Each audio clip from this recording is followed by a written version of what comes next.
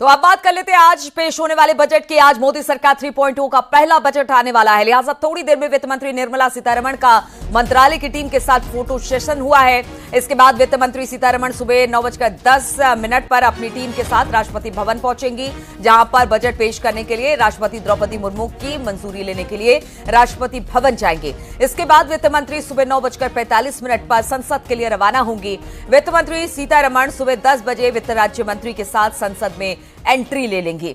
यहां पर दोनों का एक फोटो सेशन होगा। सुबह 10:15 बजे के आसपास संसद में कैबिनेट की बैठक होगी और इस दौरान वित्त मंत्री का बजट कैबिनेट में पेश किया जाएगा। वित्त मंत्री निर्मला सीतारमण सुबह 11 बजे सदन में बजट पेश करने वाली है। तो एक पूरा प्रोसेस है बजट का कि क्या कुछ आज निर्मला सीतारमण का सुबह से कार्यक्रम रहने वाला है, वो हम आपको बता रहे हैं।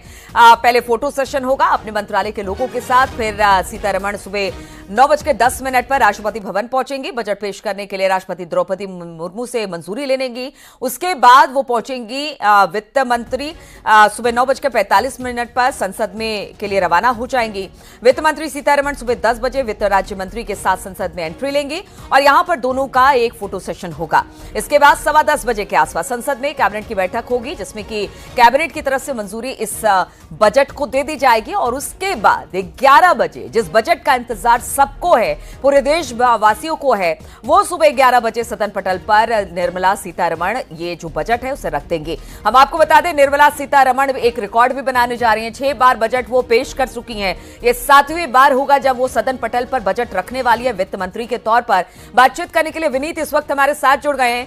विनीत, इस वक्त कहां पर है निर्मला सीतारमण? क्योंकि एक पूरा शेड्यूल होता है, एक पूरा कह सकते हैं कि खाका खींचा रहता है कि कहां कहां जाएंगी, मंजूरी लेनी पड़ेगी और उसके बाद सदन पटल पर बजट को रखा जाएगा। तो इस वक्त निर्मला सीतारमण वित्त मंत्री कहां पर है, क्योंकि सबकी निगाहें उन्हीं पर आज टिकी हुई है? जी, निश्चित तौर पर मैं आपको बताना चाहूंगा कि अभी वित्त मंत्री निर्मला सीतारमण जो है वो वित्त मंत्रालय में ही, और जो आखिरी औपचारिकता होती है बजट को लेकर के वह इसे पूरा कर रही हैं। साफ तौर पर वहां पर जो उनके अधिकारी हैं, MOS है, वो वहां पर मौजूद है और जिस तरह से बजट को लेकर के औपचारिकता होती है, फाइनल टच जो है वो दिया जाता है, उसी के तहत वित्त मंत्री निर्मला सीतारमण जो है वो अभी फाइनेंस मिनिस्ट्री में है। एक और बड़ी बात यहाँ पर मैं आपको बताना चाहूंगा कि बजट जब पूरी तरह से तैयार हो जाएगा, जिसे अब औपचारिकता मात्र है, अब फाइनल टच जिसको हम कह सकते हैं वो देने की मात्रा है, और अब जो है उसके बाद वित्त मंत्री निर्मला सीतारमण जो है वो राष्ट्रपति भवन जाएंगी, वहां पर राष्ट्रपति को बजट दिखाएंगे। क्योंकि अगर हम बात करें जो भारत में रूल ऑफ लॉ है, राष्ट्रपति के नाम पर ही शासन होता है, तो उन्हें औपचारिक तौर पर बजट जो है वो दिखाया जाएगा। इसके बाद वित्त मंत्री निर्मला सीतारमण जो है वो संसद भवन की ओर रवाना होंगी और उसके बाद फिर वो एक कैबिनेट की बैठक बुलाई जाती है, जिसे प्रधानमंत्री नरेंद्र मोदी चेयर करते हैं। कैबिनेट की बैठक में बजट को जो है वो औपचारिक तौर पर मुहर लगाई जाएगी और उसके बाद ही बजट जो है वो पेश किया जाएगा। एक बड़ी बात यहाँ पर मैं आपको बताना चाहूंगा कि बजट को लेकर के एक बड़ी बात जो है, क्योंकि जिस तरह से अगर हम देखें कि 2024 में जब बीजेपी चुनाव में थी, एनडीए चुनाव में थी, तो लगातार दावा किया जा रहा था कि आर्थिक क्षेत्र में भारत ने काफी प्रगति की है। भारत जो है वो दुनिया की 5वीं बड़ी अर्थव्यवस्था बन गई है और मोदी सरकार के तीसरे कार्यकाल में तीसरी बड़ी अर्थव्यवस्था जो है वो बन जाएगी। बजट के निर्मला सीतारमण के पास यह बड़ी जिम्मेदारी होगी कि आखिरकार भारतीय अर्थव्यवस्था को कैसे मजबूती दी जाए, उसे दुनिया की तीसरी बड़ी अर्थव्यवस्था जो है वो कैसे बनाई जाए। इसको लेकर के जो है वो निर्मला सीतारमण के पास जो है वो बड़ी चुनौती होगी। लेकिन जिस तरह से अगर हम देखें, जिस तरह से रिजर्व बैंक का जो डिविडेंड आया है, लगभग 2 लाख करोड़ का रिजर्व बैंक का डिविडेंड जो है वो आया था, जो लगभग पिछली बार से लगभग दोगुना है। तो कहीं ना कहीं इस बार निर्मला सीतारमण जो वित्त मंत्री हैं उनके पास सरप्लस पैसा है, लेकिन कहीं ना कहीं उनके पास यह भी चुनौती होगी कि किस तरह से फिस्कल डेफिसिट जो है उसे कम किया जाए। क्योंकि अगर हम बात करें इंडस्ट्रियल ग्रोथ की बात करें, औद्योगिक विकास की बात करें, तो कहीं ना कहीं उनको फिस्कल डेफिसिट जो है वो कम करने की चुनौती होगी। लेकिन उसी और दूसरी ओर जिस तरह से अगर हम देखें, ग्रामीण निवेश की बात होती हो, ग्रामीण अर्थव्यवस्था को मजबूती देने की बात होती है, या फिर पॉपुलिस्ट मेजर उठाने की बात होती है। बिल्कुल, और विनीत सबसे बड़ी बात है कि कोशिश यही रहेगी, कहा गया है कि आगे 5 साल का एक रोड मैप तैयार होगा। इससे 2037 के लिए विकसित भारत का जो संकल्प किया गया है मोदी सरकार की तरफ से, उसे पूरा करने का लक्ष्य होगा। यानी हम ये मान के चले कि खास तौर पर इंफ्रास्ट्रक्चर पर जोर रहेगा, साथ ही साथ जो इंडस्ट्रीज हैं उसको बढ़ाने पर जोर रहेगा, कृषि पर जोर रहेगा। इन सब चीजों पर खासा जोर आज के इस बजट पे रहने वाला दिखाई देता है और आर्थिक सर्वेक्षण भी कुछ इसी तरफ इशारा कल का करता दिखाई दे रहा है। चलिए, इस पर आपसे बातचीत आज पूरे दिन भर होती रहेगी। विनीत, फिलहाल बहुत बहुत शुक्रिया आपका हमारे साथ जुड़ने के लिए।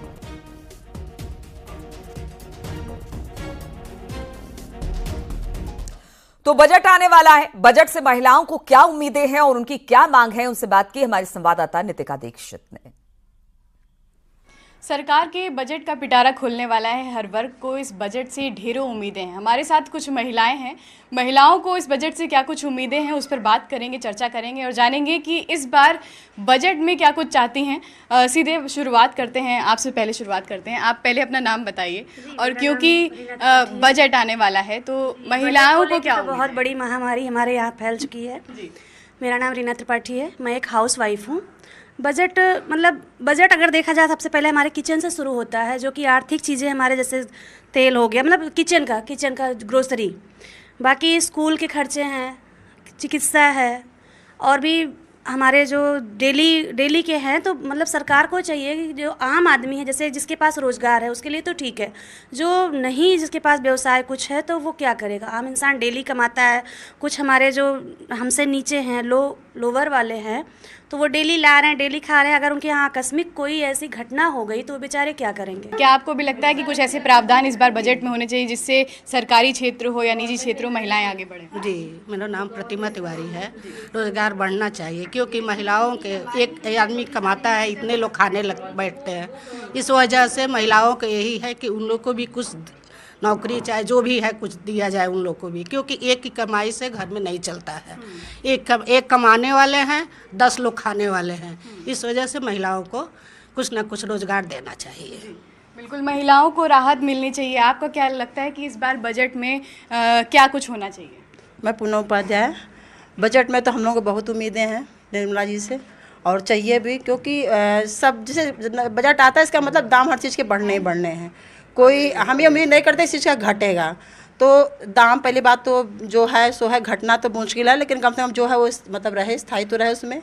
और टैक्सेशन में ऐसा करें कि सबको लाए जद में, ये नहीं कि केवल जो सर्विस वाला है, सर्विस क्लास का, वो टैक्स भर रहा है, बाकी लोग टैक्स चोरी कर रहे हैं, उस पर ध्यान देना चाहिए। और आय के स्रोत बढ़ावें ताकि हम लोग इस तरह से परेशान ना हुए। और शिक्षा भी चाहिए, स्वास्थ्य संबंधी, उस पर भी उनको अपना पूरे बजट में ध्यान देना चाहिए।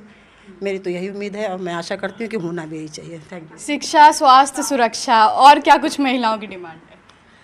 शिक्षा और स्वास्थ्य बहुत बड़ी, सबसे बड़ी डिमांड ये है, क्योंकि ये आजकल मिडिल क्लास हो, चाहे अपर क्लास हो, चाहे लोअर क्लास के लिए बहुत सबके लिए ज़रूरी और सबसे ज़्यादा खर्चीला है।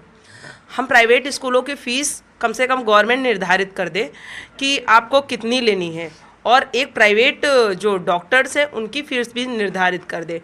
और जो दाल चावल आटा का मूल्य भी है, तो मैं सोचती हूँ कि निर्धारित होना चाहिए कि इतने किलो हो गए, इससे ऊपर नहीं जाएंगे। कम से कम सरकार के पास इतना भंडार तो होना चाहिए कि उसका एक मूल्य निर्धारित हो। ये नहीं कि दाल 200 में पहुंच गई तो आप कहते हो कि बच्चों को प्रोटीन दो, कैसे देंगे प्रोटीन। और एक चीज़ और कहना चाहती हूँ कि महिला वर्ग को कम से कम रोजगार की व्यवस्था जरूर करनी चाहिए, क्योंकि वही घर चलाती हैं।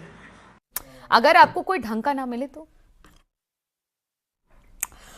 और हम आपको बता दें, बजट जो आज आने वाला है, बजट में कहां कैसे फोकस रहने वाला है इस बजट का, वो जरा बता दें। तो 5 साल का रोड मैप संभव है इस बजट में। विकसित भारत के लिए रणनीति संभव है। इकोनॉमी में मांग बढ़ाने के लिए कदम उठाए जाएंगे। रोजगार बढ़ाने के लिए नए फैसले संभव बताए जा रहे हैं। वित्तीय अनुशासन से कोई समझौता नहीं किया जाएगा इस बजट में। वहीं ग्रीन इकोनॉमी पर जोर रह सकता है इस बजट में। तो वो 5 ऐसी बातें हैं जिस पर खास तौर पर इस बजट में फोकस रहने वाला है। बातचीत करने के लिए अनूप गुप्ता इस वक्त हमारे साथ जुड़ गए हैं। अनूप जी देखिए, आज निर्मला सीतारमण भी एक रिकॉर्ड बनाने जा रही हैं। आज 7वीं बार वो वित्त मंत्री के तौर पर बजट पेश करने वाली हैं। और दूसरा ये कि कल प्रधानमंत्री को भी हमने सुना कि उन्होंने कहा कि देखिए 5 साल का रोड मैप है और कह सकते हैं कि 2047 का जो विकसित भारत का संकल्प है वो भी पूरा करने की ओर अग्रसर करने वाला ये बजट है। तो खास तौर पर आज जो बजट आने वाला है उससे लोग कितनी उम्मीद लगाए बैठे हैं और क्या कुछ आज मिल सकता है इस बजट में?